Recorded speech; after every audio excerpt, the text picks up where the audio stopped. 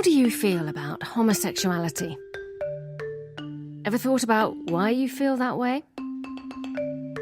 Hello, I'm Jo Fidgen, and we've got an hour to talk about how social attitudes are formed and how they're changed. Not about whether homosexuality is right or wrong, but who makes that call? Who decides if gay is okay? We're going to compare the UK and Zambia, which used to share a law against homosexual conduct, but which have gone in very different directions over the past 50 years. Take Maria, for example, not her real name. So where I come from, the UK, her story begins like a love story. Where I used to work and where Maria lives, Zambia, it's a criminal offence. I was really excited. I was finally in a relationship with a female, and I really just wanted to tell the whole world, that I was so excited. So I was always putting her pictures on my Facebook, and I think at some point we had even put a relationship status, and the name was literally there on Facebook. We'll call Maria's girlfriend Nemo. You might hear her in the background. So my stepmom came across that. She told my dad, and that's how it just blew out. And how did your family treat you after that? Oh, wow. It was bad, to be honest. It was bad. My father used a lot of methods to try and cure me. He tried to freeze the homosexuality out of me. I don't know how that was going to work, but he tried to freeze me. What do you mean? You see how it's really cold? He would pour water on me, and then he would put me outside, like the house, and I would sleep outside for the night. So in the morning, he would come and ask me, "Are you cured? Are you okay now? Are you ready to come in the house?" So because I want to be warm, I'm going to say, "Yes, I'm fine." It kept on happening. Sometimes it would get very physical. He would hit me. He would hit me with plates, with brooms. One time he got a knife and tried to cut my private part off. Your father? Yes. He's different. He's a very different person. I think his point was for me to get afraid and say, "I'm straight now." I think that's what he wanted to hear. For me, if it was a choice, I would have been heterosexual by now, because the things that I have been through, I don't think I would. If it was a choice, why would I want to go through so many things? Why would I just stop and say, "Okay, I'm done with girls, let me just move on and start seeing men"? So for me, it's really not a choice. This is the person that I am. This is me. The penalty for homosexual acts in Zambia is 14 years to life imprisonment. The law itself was a hand-me-down from the days when Britain was the colonial power.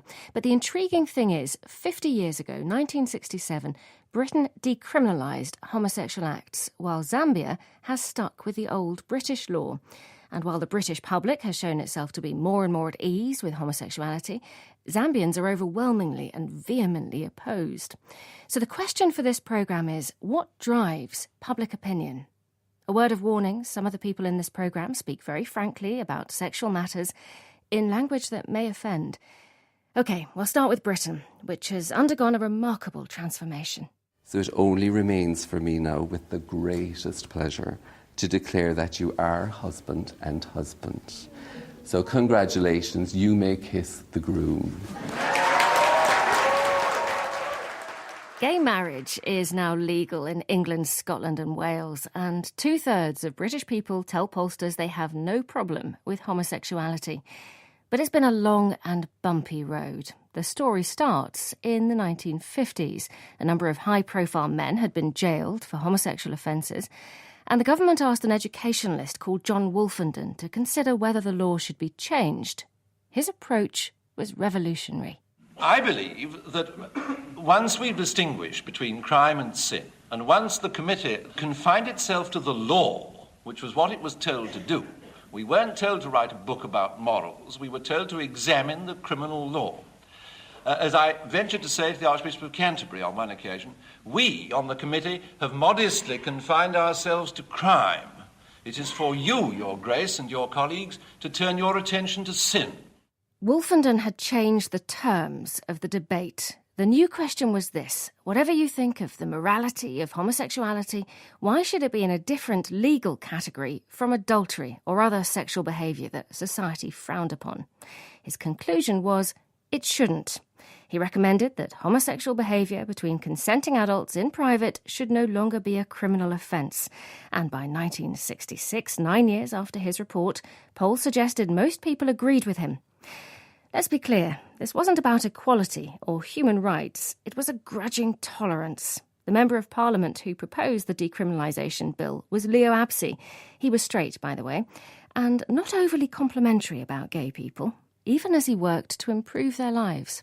Although the bill gives immunity to discreet homosexuals who live out their unfortunate condition in private, it in fact, in some cases, makes the penalties harsher if they behave flagrantly, or certainly if they deflect their homosexual impulses towards young people who are in their formative years. In fact, the Sexual Offences Act of 1967 was very limited in scope. It decriminalised sex between two consenting men over the age of 21 in private in England and Wales.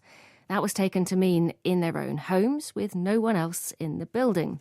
No mention of lesbianism, because sex between women has never been illegal in the UK. It is in Zambia. But for all that, decriminalisation did make a difference. It was hugely significant in terms of many men's everyday lives. Matt Cook is Professor of Modern History at the University of London. He's written a number of books about gay history. One of the men I interviewed talks about this being the moment when, for the first time, he and his lover of the past 15 years were able to order a double bed and have it delivered to their home. Previously they'd had single beds because if anybody saw their double bed, they might be reported they felt at risk. But here's a curious thing. The number of gay men arrested went up in the years after decriminalisation as the police clamped down on public displays of affection, considered to be gross indecency. Peter Tatchell is probably the best-known gay rights campaigner in the UK. He's coordinated some high-profile stunts over the years, like attempting to arrest the Zimbabwean President Robert Mugabe, who had described homosexuals as worse than pigs and dogs. I met Peter Tatchell at a famously gay pub in London, where he's been a regular since the 1970s. In the 1970s, the Royal Vauxhall Tavern was operating on police sufferance because it was a pub for criminals. We were criminals. But you weren't in those days. It was decriminalised if you were over 21. But there were things like people kissing, holding hands, dancing together. That was all illegal. Even in a pub with closed doors? Yes. Indeed, a number of pubs, including the Father Red Cap down in Camberwell, was raided, and I think 50 or 70 patrons were arrested for, licentious dancing or some other bizarre ancient charge the police dragged out of the statute books. That was in the 1970s. The British police are the best in the world. I don't believe one of these stories I've heard about them raiding our pubs for no reason at all. Clearly, changing the law is not enough to change attitudes, but it did create the space for gay people to speak up and sing up. Tom Robinson wrote this song for the 1976 Gay Pride March. It made the top 20, although the BBC wouldn't play it on its chart show. But listeners to a commercial radio station voted it number 1 for 6 consecutive weeks. It was becoming a bit cool to be gay. Sing if you're glad to be gay. Sing if you're happy that way. Hey, sing if you're glad to be gay. Sing if you're happy that way. The tolerance granted to homosexuals in the 1960s was no longer enough. There were calls for equal rights. The government of the day was alarmed by the increasing boldness of gay rights campaigners, and in the late 1980s introduced a law which forbade the promotion of homosexuality by local authorities and any mention in state-run schools of the acceptability of homosexuality as a pretended family relationship. It was known as Section 28, and it infuriated Peter Tatchell of the campaign group Outrage. Well, Section 28 was the first new anti-gay law in Britain for 100 years. But I think ultimately, of course, it was the making of the modern LGBTI movement. It galvanized straight people to support our struggle in a way that no previous campaign had. And it just led lots of gay people who'd been apolitical and apathetic to think, hell, I've got to do something. It drove us to a level of activism unprecedented in our history. Famous people started coming out of the closet. The actor Ian McKellen, you may know him as Gandalf in The Lord of the Rings, helped found the pressure group Stonewall, and campaigners shouted like they'd never shouted before. All through the 1970s, 80s and 90s, quiet, patient, traditional lobbying was a total failure. It was only when we began to get uppity and shake up the establishment that they began to sit up and take notice. So when I look at outrage in the early 1990s, we did some provocative protest, like going to the pulpit of the Archbishop of Canterbury or invading and occupying police stations. It got news coverage. That provoked public debate. It put the authorities under pressure. And then groups like Stonewall could step in and say, well, you better negotiate with us rather than those nasty people from outrage. So you're the good guys and the bad guys scenario. Yeah, very much good cop, bad cop. And it really did work. You sometimes need the Malcolm X's in order to make the Martin Luther Kings look respectable. It's an interesting thought that, if the bad cop, noisy campaigners raise the profile, then the good cop, polite campaigners suddenly seem like people you can do business with. But some things are beyond anyone's control. In the 1980s, a frightening new disease was identified. In this gay area of San Francisco, there's been a tenfold increase of AIDS in the last 4 years. Well over half of San Francisco's homosexuals are now infected with the virus. Britain's Chief Medical Officer, Dr. Donald Atchison, says it's time to kill the myths that AIDS can be spread by cups or toilet seats or just by being in the same room as an infected person. It can't. Most of the people infected with HIV in the US and in the UK were gay men. Public hostility to homosexuality grew throughout the early 80s, peaking in 1987 when 3/4 of British people said they considered homosexuality to be always or mostly wrong. That year, the Mass Observation Project asked people what jokes they had heard about the AIDS crisis. Historian of sexuality, Matt Cook. There were the various, ones. What does gay stand for? Got AIDS yet? What does AIDS stand for? Arse-injected death sentence. And a couple of people mentioned seeing a bumper sticker on a car, and the bumper sticker said, "Stamp out AIDS, run over a queer." Which, as a joke, is kind of incredible. But all the attention on HIV/AIDS did mean that gay people could no longer be sidelined. I've got no doubt that the AIDS pandemic had both a downside, a very big downside, the tragedy and the massive loss of life and the huge amount of suffering, but also the silver lining in that it gave the community a place at the table with health ministers.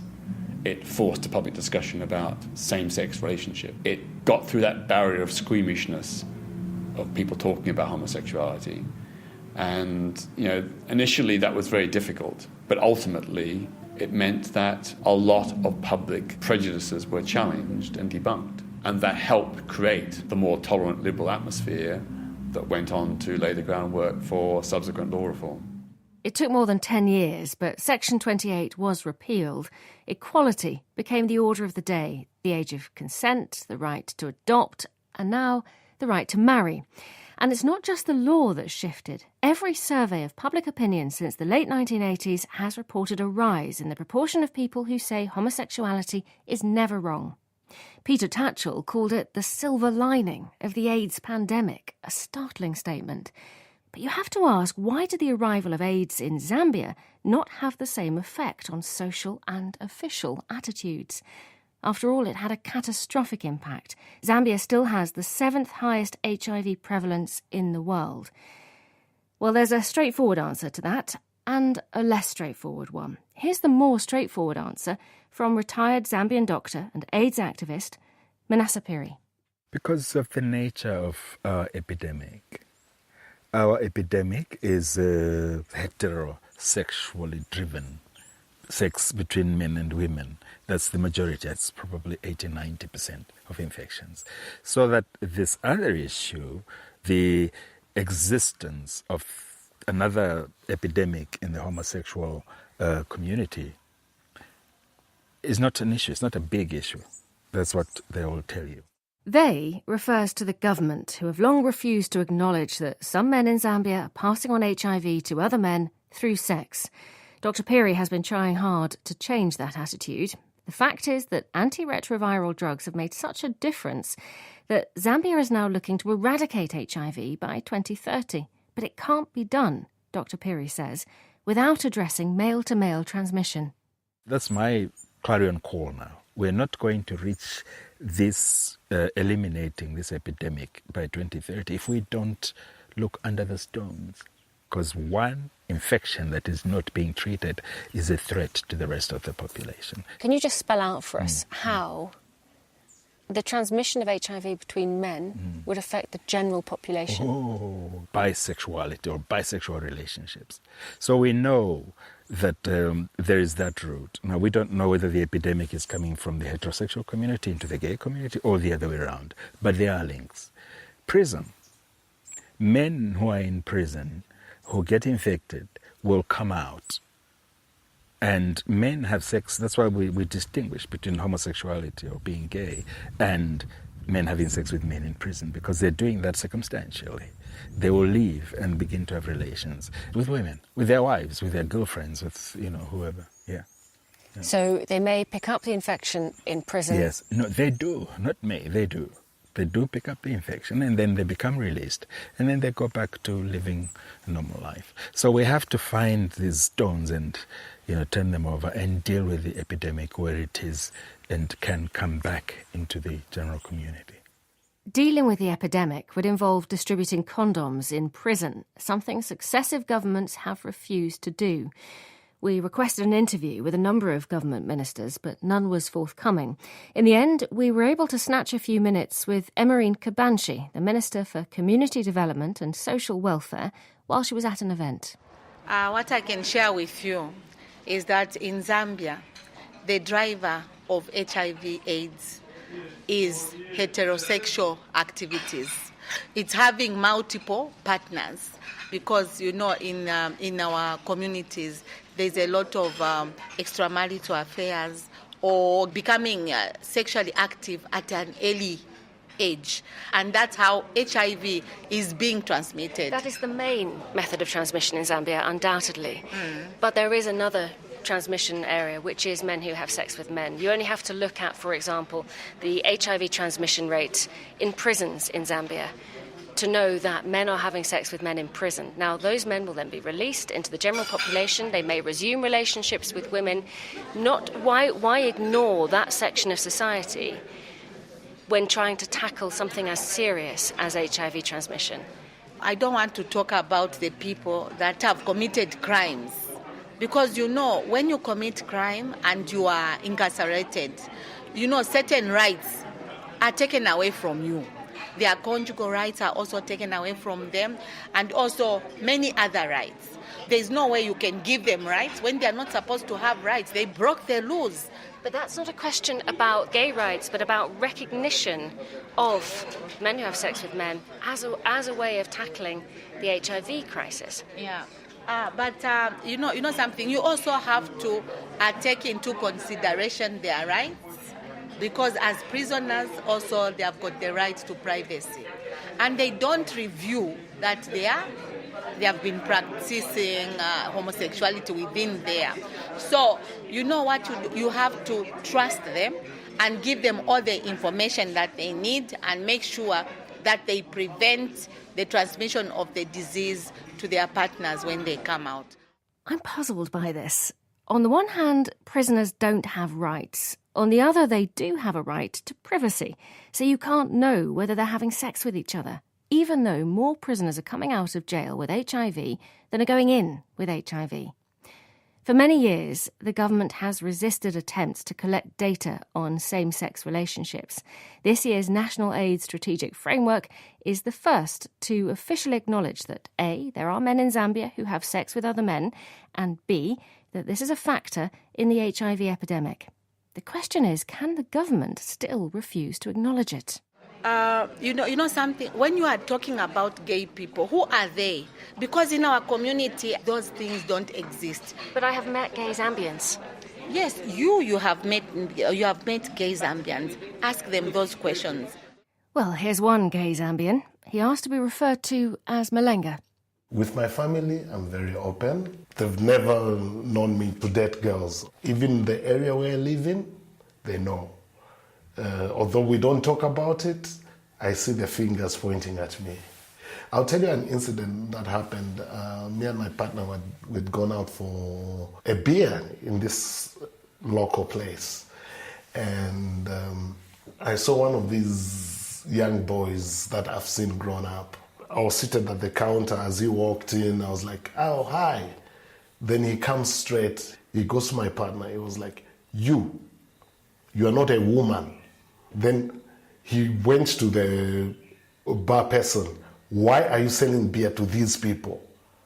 The bar person was like, no, these guys come and drink here. They don't bother anyone. They just come and sit and have their beers and off they go. Then he started making noise. Eventually, the owner of the bar had to come. She was like, what is the problem? She was like, no, these guys are gay. Why are you selling them beers here? You are encouraging people to be gay here. The owner of the bar goes, you come here with different women. We've never talked to you about. Please leave them alone. I did not expect that. Even if I was a bit scared, I've never felt so protected. How easy is it to meet other gay people in Zambia? Right now, I find it very easy. Very easy through social media. In my opinion, there are a lot of people that are under the radar. All we want, first of all, is just people to acknowledge that, okay, these people are there.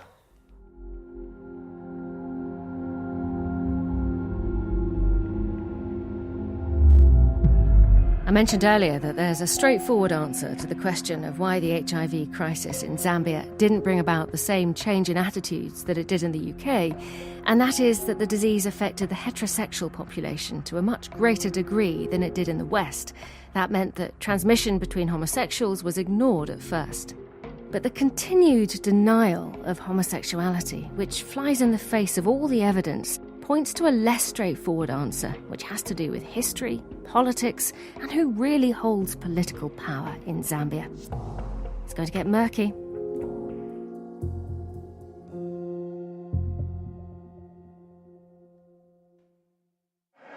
It was God who put this nation together. It's about Zambia and its people. Hallelujah! This is a very influential man in Zambia, a Pentecostal bishop called Simon Chihana, who has a few salty words of advice for men worried about their sexual orientation. I've spoken to adults, my fellow men, he would say, oh, look, I've been using a diaper.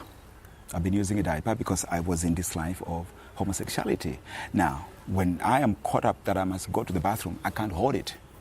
That's why I put on this thing. Can you pray for me? Then I'm like, oh.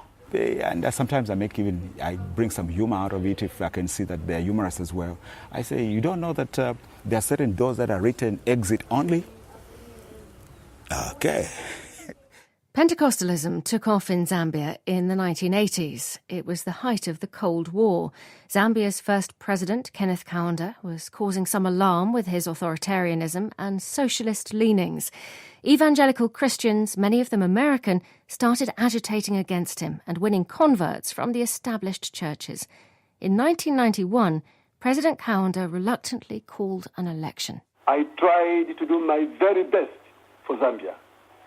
If my very best did not completely meet the aspirations of all those I tried to serve, this was never out of lack of trying. This is the nature of multi-party politics. You win some and you lose some elections. Kenneth Kaunda lost that election, defeated by a born-again Christian called Frederick Chiluba. The Pentecostals suddenly had access to the levers of power. Bishop Johanna was in the new president's inner circle, and together they considered changing the constitution. We looked at what was in the constitution previously, whereby Dr. Kaunda had said that Zambia was a humanistic nation. Then he had brought about this socialism, scientific socialism thing. So we felt that this was more to do with idol worship, and there was need to change. Soon after assuming the presidency, Frederick Chiluba made a dramatic declaration.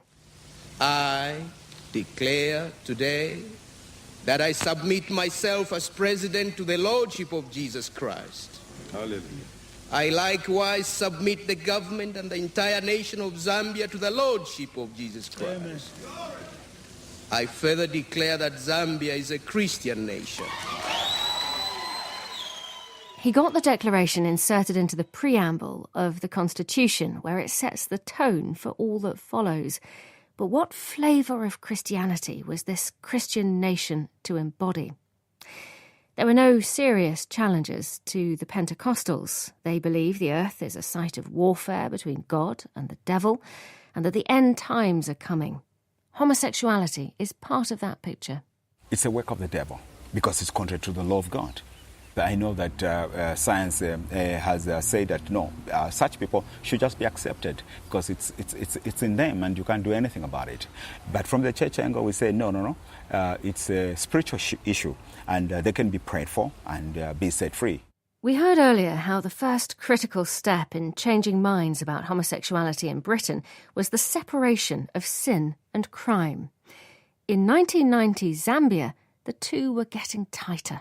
What we wanted was to see how we can use the biblical teachings on the issues, particularly on the morals and stuff. See how they can be followed up, in the nation, where we can say, "Thou shalt not, thou shalt not." So you wanted the government to be a government of the Ten Commandments, but not stoning anyone. Not stoning anyone. Ah, okay. Yeah. Is this a correct understanding, then, that what you wanted was that anything that is considered a sin in biblical terms or in Pentecostal biblical terms should also be a crime? Mostly so. Yeah. Who has more influence overall, would you say, in Zambia? The politicians or the church? The church. The church? The church. Definitively? Strongly so. And that's why when these politicians, when they begin campaigning, they don't ignore the church. They have to go to church leaders, consult with them, and not only consult them, they want to enter into the church. Just that acknowledgement when you, as a church leader, you're standing in front and you say, oh, we have such a person with us here. Just an endorsement. And that will help them. And that will help them. And that's why we find that they spend a lot of money now trying even bribe the pastors. Some of them, yes, they do. Has anyone tried to bribe you? My life has been with that challenge, but you can be so sure, as you sit with me here, I've never taken any bribe from any politician. Even when President Chiluba wanted the third term, he approached me and he said, hey, this is what I want. President Chiluba came to offer me money, and it was not small money or little money. How much money? $75,000 US. $75,000 US dollars? Yes. For you to say in public that he should be able to go run for a third term? Not only that, but also to run around the country and persuade other pastors. And you turned it down? I said, Mr. President, we were in the office. He opened these, those briefcases that lawyers like to carry, the big ones. He began to take out the patches of money, the bundles, and put in the money. He had cash in his suitcases? So I said, Mr. President, sir, when we shall need that money, I'll let you know. And he laughed. He laughed, hitting on the table and looking up. And he says, oh, my bishop, bishop. I know you're waiting for the riches that are in heaven. But even here on earth, there are some. After his presidency ended, Frederick Chiluba was put on trial for corruption, accused of stealing $500,000 US from government coffers. I was in court for the verdict. His acquittal surprised many observers. It is a big claim by Bishop Johanna that the church has more influence than the politicians. Surely the politicians themselves would dispute that. Minister of Community Development, Emerine Kabanshi. As a government, as a country, we are a Christian nation. When you look at the church as an institution, It has influence on the politician. It has influence on the people. Is the church more powerful than the government in influencing public opinion? We are equal partners. Yeah, government and church, we work together.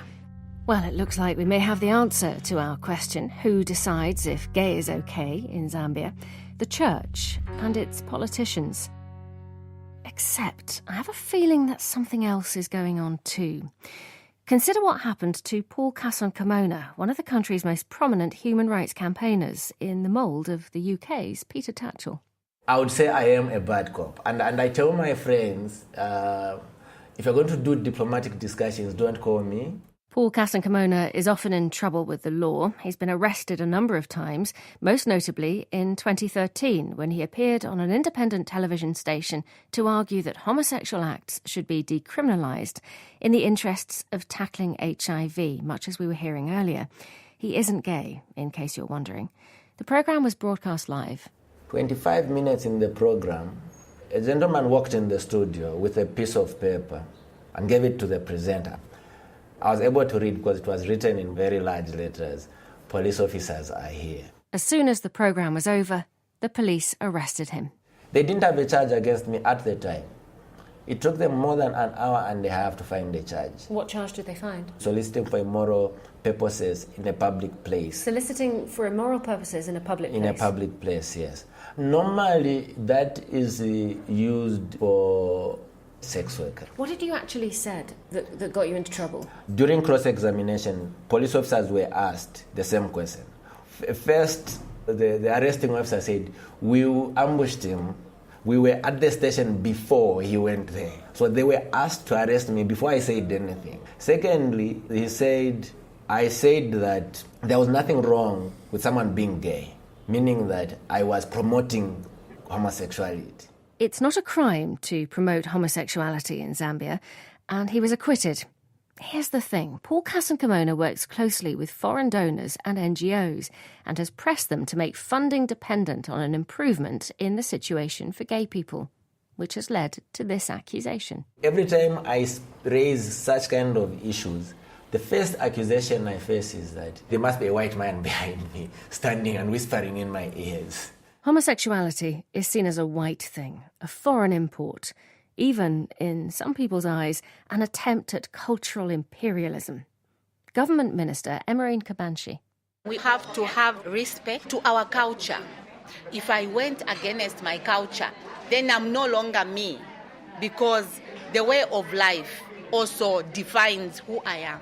What do you think would be lost if Zambia decriminalised homosexuality?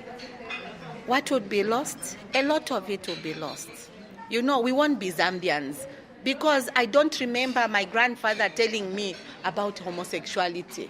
Then we will be European, because they have embraced that.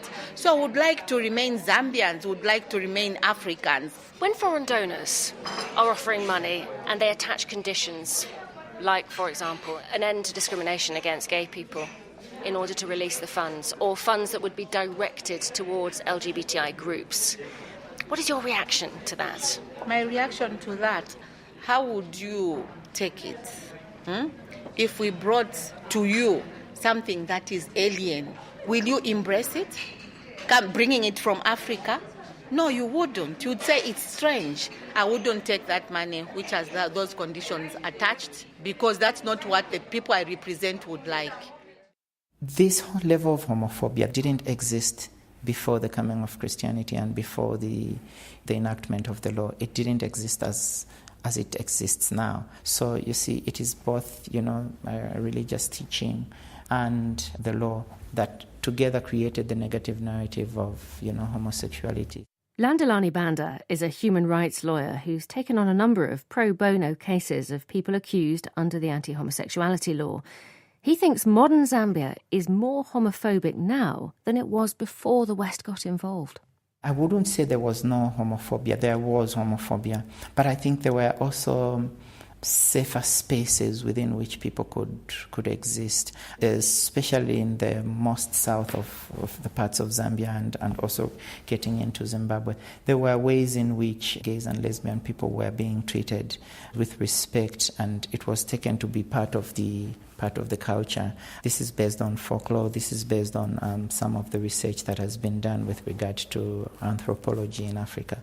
And so there were ways in which they were able to coexist within the community without fear of discrimination, persecution, which is what is happening now. It's so interesting because the way this is often reported in the West is that Africa is just sort of fundamentally homophobic. And yet, from what you're saying, a lot of the homophobia has come from foreign imports. It's come from Christianity and it's come from the law. Precisely. So the narrative has changed now. The narrative after Christianity, the narrative after the law is that Africa is heterosexual. And as a result, when you have a law that criminalizes homosexual conduct, that law is protective of African culture and African values and so on and so forth. And this law itself that we say is protective of African culture is not an African law. It is law that was, created in Britain and it was imported into Zambia, into other African countries. It's not African law. An even newer import is human rights. Zambia has signed up to the UN Declaration of Human Rights and the African Charter on Human and People's Rights, but the organisation that's meant to defend those rights, the Zambian Human Rights Commission, has an existential problem. Its spokesperson, Mwewa Malaya, says public opinion is dead set against the whole concept of gay rights. The many areas of human rights protection are still a challenge. To jump from the challenges we are having now to start talking about allowing persons of the same sex to marry, to be in partnership, that will be the end of human rights promotion and protection in Zambia. Can I just get that absolutely clear in my mind? You're saying that if the Human Rights Commission promoted gay rights, it would lose all its credibility in Zambia? Immediately, it will be a tactical tragedy. If you have to start promoting gay rights, that will be a big blow to the human rights promotion discourse. Actually, it's not just gay rights people have a problem with, it's human rights.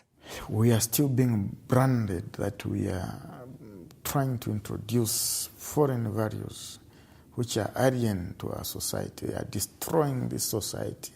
All these social vices which are happening are attributed to this is because of human rights.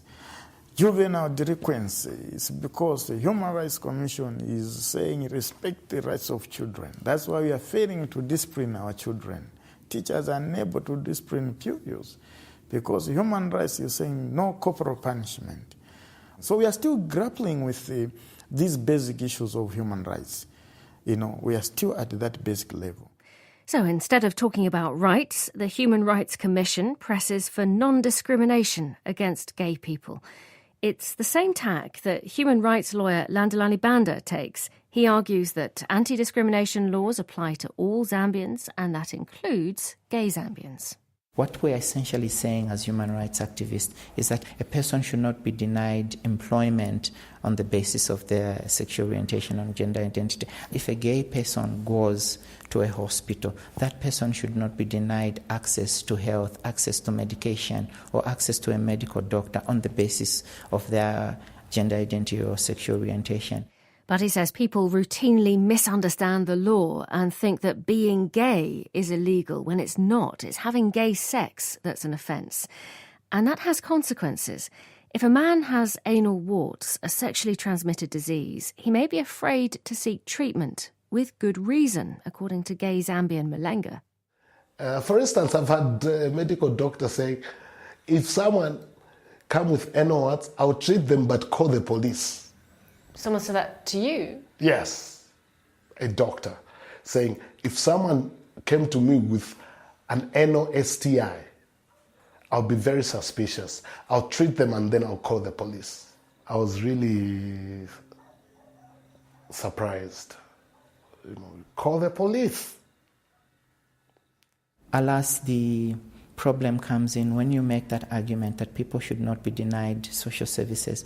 They think that what you are essentially saying is you are advocating, for example, for same-sex marriage. And that is a totally different topic altogether. From what Landilani Banda says, and from what we heard from the Human Rights Commission, talking about gay rights may actually be making things worse for gay people by stoking hostility.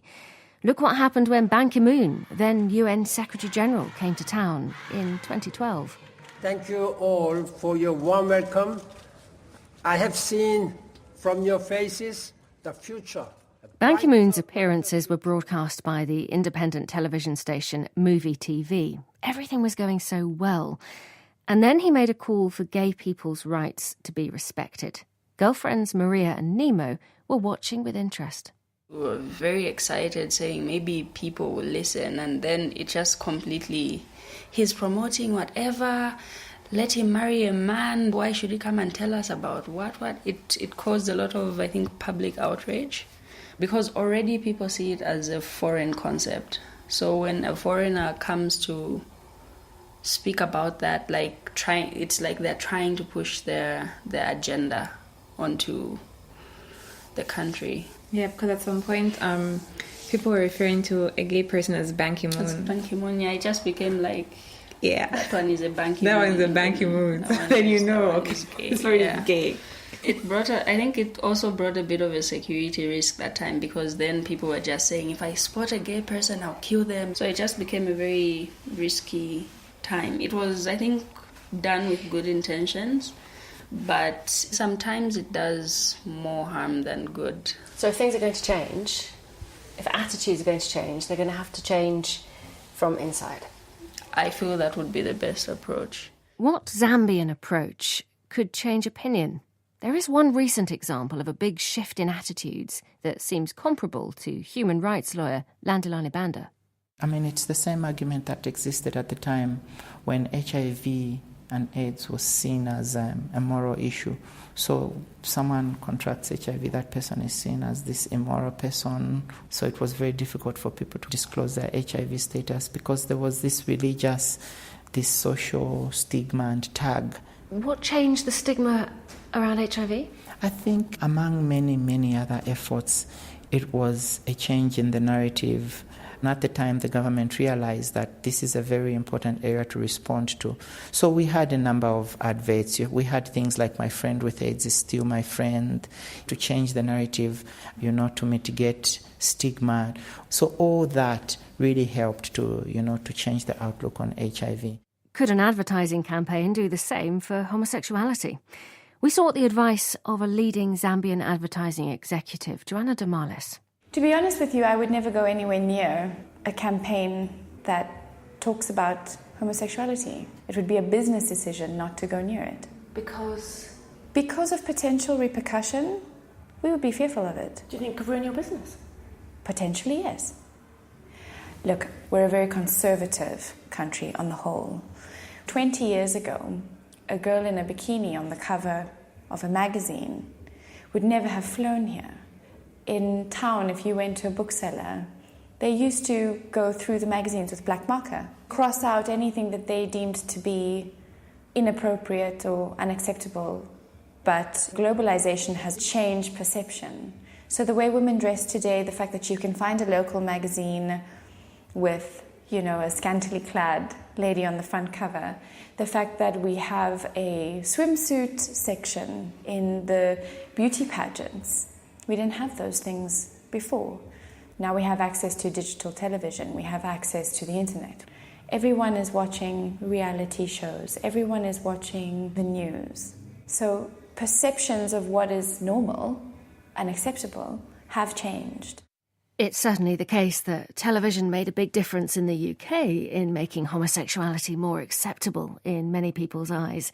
It was actually a South African working in London who started the change. I'm Michael Atwell. I'm a television producer. I made the first ever gay TV series in the world back in the late 70s, early 80s. Only a few months ago, a man came up to me in a pub and said, "Are you Michael Atwell? Are you the man who presented Gay Life?" And I said, "God, I don't know how you recognise me because I'm completely bald, and it's about 40 years later." And he said, "I just want to thank you because it changed my life." The idea behind Gay Life was that it would create a space where issues affecting gay people could be discussed: employment rights, representation in the media, police harassment, serious things. It was tucked away on the schedule, late at night on a Sunday, where it would be least obtrusive. Nevertheless, when the programme went out, we had a lot of people who were very, very hostile. I was inundated with letters addressed to, I don't know if you want to use this, but, addressed to Michael Atwell, Chief Arse Stabber, things like that. And the switchboard, after the first transmission, was inundated. A woman had to be taken home in tears because people were ringing up and being so horrible. So we had that initial response. That died down very quickly. It was just the first 2 or 3 programmes, and then that kind of seemed to die away. Gay Life paved the way for more light-hearted programmes on gay themes, for gay characters in mainstream programmes, and these days programmes celebrating gay people. It is fascinating that the complaints didn't last long. Merely being exposed to something can make it seem less repugnant. I was interviewing a woman in South Africa once who was an Afrikaans Dutch person who'd supported apartheid and completely changed her opinion. And I asked her why she had changed her opinion. And she said, South African television showed the Oprah Winfrey show. And she said, when they started showing it, I thought, they're trying to force us to see all these black people. And I felt very resistant. And then she said, about 3 weeks later, I just realised one day I was just watching it as television and admiring this woman and had completely forgotten about the fact that she was black. Could Zambians find themselves watching a gay character in a foreign soap and completely forget they're gay? Maybe. But I wouldn't mind betting that if change is going to come, it'll be on a smaller screen, a computer or a smartphone. In Zambian cities, at least, young people are on their phones all the time. The internet and social media in particular are having a profound impact as a source of information, networking, self-discovery. Here's Nemo. I think I didn't know what gay was until a certain age. I was like, okay, I like that girl. I like how she looks. I like how whatever. But I didn't know that there was actually a term for it until I think I got my first phone. Then I would ask Google all the silly questions like girl liking girl. Then it brought up all these things and I was like, oh wow, there's actually a thing. So how did you meet other gay people in Zambia? Moko Space, it was some dating site or something. So then you could create your profile, then search for what you want. So I'm a woman, searching for a woman from this area and all that. So a couple of names came up and would start talking. Some of them eventually fell off, but I think some stuck, and that's how the dating began. The interesting thing, though, is that I think that the youth are potentially the segment that will change this. Joanna Damalis, who heads up an advertising agency in Zambia, thinks social media-obsessed young people will change the terms of the debate. Not because they will publicly advocate for gay rights, but because they're very consumed with themselves at the moment. You know, they're worried about the one selfie that they post on Facebook and whether that one is the right one after taking 30. They worry about the latest fashion trends. They worry about tech trends. The youth are so wrapped up in themselves, and it might not be such a bad thing, to be honest with you. Why do you think that? Because I think that even if they are personally against the idea of homosexuality, they will not speak out as much. They might be indifferent. I'm sensing a lot more indifference rather than advocacy. You can forget international pressure then as a way of changing minds in Zambia. Don't bother appealing to equality or human rights. They won't fly. There's no appetite for changing the law and no guarantee anyway that changing it would change minds. But technology is transforming society and the way young people especially are getting their information and interacting with each other. No doubt they'll still go to church on Sunday, but Monday to Saturday they'll be checking their timeline and seeing how the rest of the world is getting on. Who decides if gay is okay? Ask Google.